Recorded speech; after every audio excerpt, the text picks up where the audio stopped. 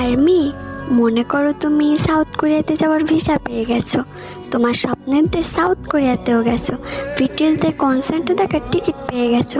তুমি বিটিএসদের কনসার্ট দেখতে গেলে 7 রাজা ট্রেন এলো, গানও শুরু হলো, একে একে 7 রাজা গানও গাইলো। এক পর্যায়ে বিটিএসের কনসার্ট শেষ হয়ে গেল, আমাদের 7 রাজা বিদায়ের সময় হলো। তুমি না চাইতেই কান্না করছো। কেউ একজন বলে উঠলো, তোমার মন খারাপ কেন? তুমি সামনে তাকিয়ে দেখলে তোমার ভালোবাসার মানুষটা তোমার সামনেই দাঁড়িয়ে আছে। ভি বলল, তুমি কান্না করছো কেন? আমি বললাম, আজকে আমার জীবনের সব ইচ্ছা পূরণ হয়েছে, শুধু একটা ইচ্ছা বাদে। ভি বলল, কি ইচ্ছা আমাকে বলো, আমি পূরণ করার চেষ্টা করব। আমি বললাম, আপনি পারবেন না। ভি বলল, বলে তো দেখো। আমি বললাম, আপনাকে নিজের করে পাওয়ার ইচ্ছা কিম সাহেব। ভি বলল, আমি তো তোমাকে অনেক আগেই বলেছি আমাকে একজন আইডল হিসেবে ভালোবাসা। আমি বললাম, পারিনি কিম সাহেব, আপনাকে নিজের করে ভালোবেসে ফেলেছি। ভি বলল, ভুলে যাও আমাকে পাওয়ার স্বপ্ন। আমি বললাম, এই জীবনে সম্ভব না।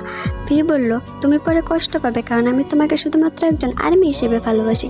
আমি বললাম, হন না আপনি অন্য কারোর, তাতে কি যায় আসে, আমি আপনাকে দূর থেকেই ভালোবাসবো। ভি কান্নার চোখে তাকিয়ে আছে। তুমি ওখান থেকে চলে আসলে। আচ্ছা আমি মনে করো এখানে তুমি আছো, এখন তোমার মনের পরিস্থিতিটা কেমন হবে?